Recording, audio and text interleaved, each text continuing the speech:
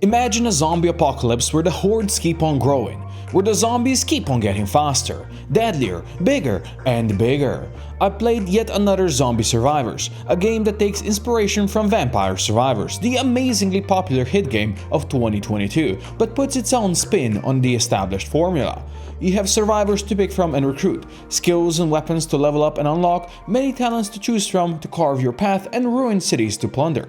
You see, I'm not the biggest fan of the genre, but I actually played way more of this game than I was required to, and unlocked every single talent in the first row, earning enough XP to unlock additional 2 rows, but sadly, those are not available in the demo. Demo, which you will be able to play during the Steam Next Fest that begins today. And while you're at it, wishlist the game as well. The gameplay loop is simple. Pick a character, select the ruins you want to explore, and play. Each zombie you kill drops an XP gem, and as you run over to collect them, you'll slowly level up, unlocking new abilities or characters for that run. At first, you'll be facing small numbers of slow shamblers. At 2 minutes into the run, sprinters will start spawning, and 3 minutes in, you'll start seeing exploding zombies that leave a patch of green smoke behind on their death. Somewhere at that point, the first chest will also spawn, giving you free XP if you can reach it. 5 minutes in, the first boss will spawn, and 7 minutes in, the second one. Of course, throughout all this time, the horde will keep on getting bigger. If you make it all the way to 9 minutes, boss rush will begin.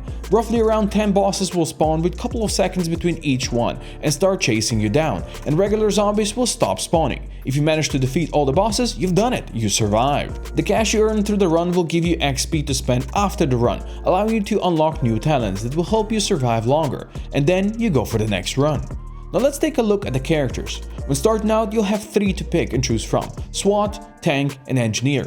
You'll unlock Huntress when you survive your first 10-minute run, and the rest are not available in the demo. SWAT is the weapon specialist, starting with a pistol that can be evolved into a machine gun. His leader perk gives your group a 10% reload speed, which can be very beneficial.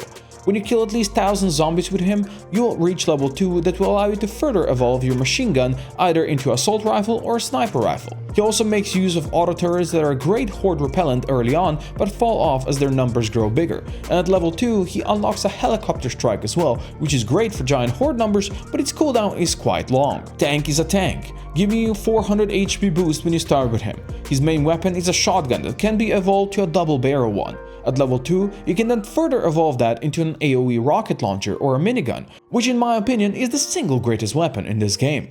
He also uses saw blade drones that spin in a circle around him, damaging every zombie that pass through, and later on he gets access to minefield, allowing him to lay down a couple of mines that explode when zombies run over them. Engineer reduces skill cooldowns by 10% and starts with a taser, which you can then evolve into a Tesla gun.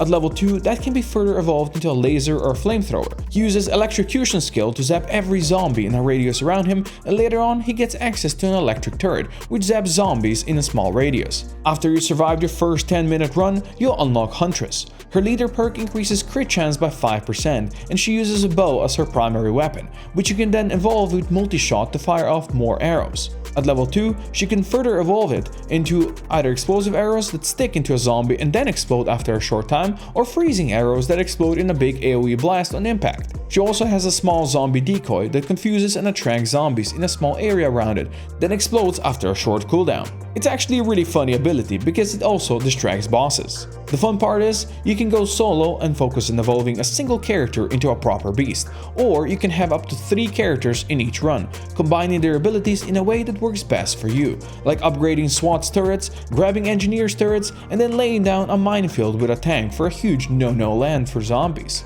There's a lot of possibilities, making sure no run is the same. Now, let's jump into some gameplay.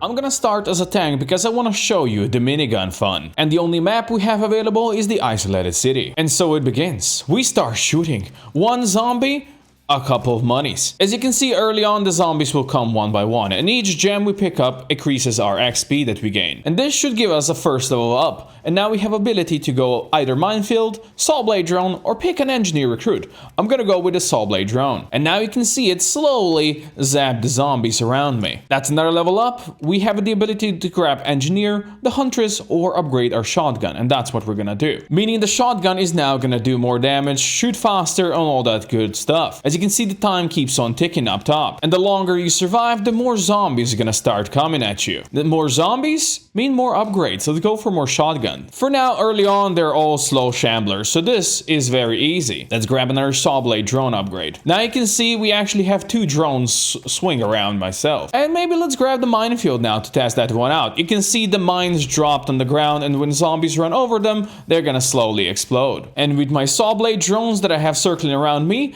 I can slowly take down the encroaching zombies. Let's go for even more minefield upgrades. Early on, when there's not that many zombies, I don't need to move around that much, but that will change, especially when at 2 minutes they start sprinting. At that point, I will have to stay on the move, and as you can see, with more minefield upgrades, I have more mines now. Unfortunately, at this point, I cannot grab another skill upgrade for my character, so I'll pick maybe the Huntress to jump in. As you can see now, we have 2 characters, both shooting and using their skills, but we're 2 minutes in, so now you can see the sprinters starting to arrive. And now you see we can actually upgrade her skills as well, but I'll go for the last upgrade of the shotgun. I was hoping for more and faster shotgun upgrades, but RNG is RNG. You won't always be able to build the best build that you want, so sometimes you have to improvise. But that is just the nature of the game, and it's how it works. Now we are almost 3 minutes in, and that yellow arrow up there actually tells you where's the chest spawning in. And if I can reach it and actually open it, we're gonna get a free XP. Upgrading our shotgun to a double barrel one. And probably getting hit in the process because I had to stand still for a moment. Also, you can see the first exploding zombies show up now that we are 3 minutes in. More double barrel shotgun upgrades. You can see at this point you really have to be on the move to kite the zombies around so you never get caught. But there are certain builds that will allow you to stay still more and longer. Like the one where I mentioned that you can go with turrets. Let's go for even higher minefield upgrades, shall we? Sometimes zombies will drop big gems like these, and those give you a lot of XP. So if you can see them, you really want to pick them up if you can. Giving me even more double barrel shotgun upgrades. We're well on our way to the minigun. If you can pick up these, that will grab all the XP on the map. Since I can't pick any tank upgrades, I'm gonna go with a bow for her. Any weapon damage that I can get is good damage. Now we're closing in on 5 minutes. At this point, the first boss will spawn, and you can hear him spawn all across the map, and the red arrow is gonna show you where he's coming from. Trust me, he is fast enough to chase you down, but if you can shoot him and kill him, he's gonna drop one of these. And that gives you even more free XP, meaning I can fully upgrade my double barrel shotgun. There's another yellow arrow, meaning there's another chest on the map, meaning more free XP if I can actually reach it. And there it is. And oh lucky day, we actually got the minigun enhancement. I will gladly grab this so you can see the fun that now begins. Now, of course, for the full fun, you'll want to upgrade this minigun fully if you can. So I'll certainly be trying to do that. But unlucky, the next upgrade isn't that, so we'll go for more minefield. As you can see, the money we're picking up, sometimes the dollar bills, up here in the top, tells us how much money we get. And for each 2,000 that we grab, we're gonna get 1 skill point or talent point that we can upgrade later after the run. I'm taking some damage, so it would be nice to find some hearts like these so I can actually heal up. And if I can find this one, I'll get all the XP I can grab from the whole map. Meaning I can get the final upgrade on the saw blade drones, getting those up to 5 around me. And we're now 7 minutes in, which means another boss spawns, and you can see how much damage the minigun is doing to him. It is a bit of a slow reload, but he's gonna die very soon. Unfortunately, I can't really get to that chest right now. But when I will be able to, well, I'll gladly go there. We're now slowly but surely reaching endgame. If I can get some more free XP until then, that would be great. But in about a minute and a half, many zombie bosses are gonna start to spawn. And if I can get a bit more of a minigun upgrade by then, that would be amazing. Also grabbing one of these to get all the XP is gonna help with that. And there we go, another minigun upgrade. I'm gonna try making it to that chest now if I can. There it is. Now let's see if we can unlock it and open. Yes. I'm gonna give her another bow upgrade, just so she can shoot a bit faster. I don't think the zombie decoy would be that useful right now. A yellow arrow means another chest has spawned somewhere. I'll see if I can find it. If I could get another free XP boost, that would be amazing. And there it is. I'll grab it quickly and upgrade her bow fully. Well, not only do we have a minigun now, we also have a bow that shoots almost like a minigun. But of course, not quite. Quickly grab one of these, hopefully get enough XP, because we are now On minute 9 and the zombie boss is gonna start spawning. That's gonna give me another minigun upgrade. And now the fun begins. You can see the red arrows are starting to stack up. And you'll keep on be hearing the boss noises. 3 arrows now, and they will chase you. There's another one spawning, and I think that one actually died on one of my mines. If you can actually survive this, well, we're gonna win. But first, we need to go and dodge all of these bosses, kill all of these bosses, and after they die, of course, we can actually loot their chests, giving us even more free XP, just as long as we can survive and get to all of that. Of course, this is gonna take a while, but once we get through them, hey, it's gonna be fun. Of course, all the free XP that we can get, that'd be great. I'm definitely not opening that chest. I cannot stay still long enough for that. We might not have the best boss killing capabilities right now because of her pretty slow bow, but it's doing good. As you can see, bosses are no longer chasing me that far, and all the rest of the zombies are kind of dying down. Now, if you can kite them into more exploding things, that'd be great. Looks like there's just one more red arrow out there. Let's see if you can grab this box quickly. For more minigun upgrades, why not? I think most of the bosses are dead now, which means we'll soon be able to survive this. If you can get even more stuff, hey, why not? Now you can see her multi-shot and that we upgraded it. Let's kill the last of these zombies, and then, well, then we're free.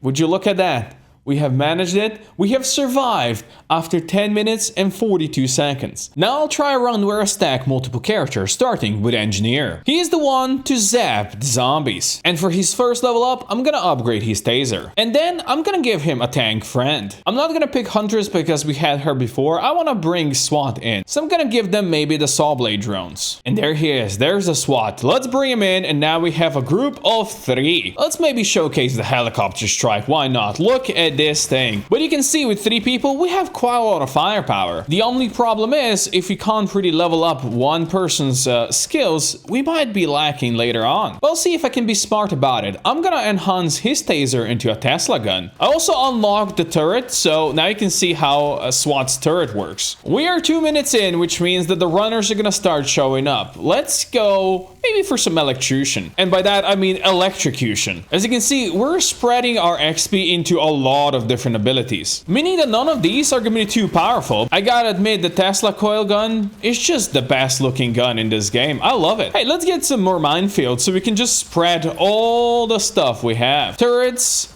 helicopters, minefields, everything you could ever desire. One could say it's a true mess. Let's grab this chest quickly. More turret points, why not? Maybe another level up in helicopter strike, reducing its cooldown. Maybe I'll just follow its path. That one should be pretty free, right? Here it comes again. Let's follow the path of its destruction directly into that toxic miasma on the ground. My turrets and mines are doing a good job keeping me safe, but a boss is gonna spawn soon. Unfortunately, the helicopter strike is not gonna be ready for that one. And here he comes. Maybe I can kite him towards this turret that just despawned. Wow, what a timing. But he will still slowly but surely die, leaving a chest behind. Let's unlock the electric turret as well, just so you can see that one zap things around. Everything that comes over here will slowly die. All my abilities are being put to good use, but there's the next boss spawning now. Hopefully we can kite him across some of our turrets, mines, and all kinds of other good fun things. And if we can get him hurt by this thing, that'd be great. But in the end, I just got hurt myself. The boss did die though, but I can't really get to his chest. But maybe if I can survive just a bit longer, I'll be able to reach it. Oh, that's another chest. That's not even the boss one. Ah, there's the boss one. Let's grab this. Maybe for better electrocution. And there's the 9-minute mark. The zombie bosses are coming now. And so the real fun begins. Let's hope they get tased and destroyed. My health points are a bit low at this moment because we're not so good. And there we go. Death. After you die on your run or succeed, you'll be greeted by the final screen, showing how much damage each weapon or skill dealt, how many zombies you killed, and how much money you earned, which then gets converted into points you can spend to level up your talents. My first point spend went into more XP gains on the run, so I'll get stronger, faster. Next, I went for cash earned to get more talent points after the run, so I'll get stronger, faster. Then it was weapon damage, so I'd get stronger, and then run speed, so I'd get faster. Last to level up was starting health points, but when you're strong and fast, you're not gonna get hit anyway. I'd love to see what the higher level talents will do to make you even stronger, but of course I'll have to wait for those when the game releases properly on Steam at some point later this year. Same for the higher character ranks, new characters, and more cities and ruins to explore. In the end, I must say I really enjoyed playing Zombie Survivors and will certainly play more in the future. And if you enjoyed this video, check out my Strong Woman playthrough in Project Zomboid.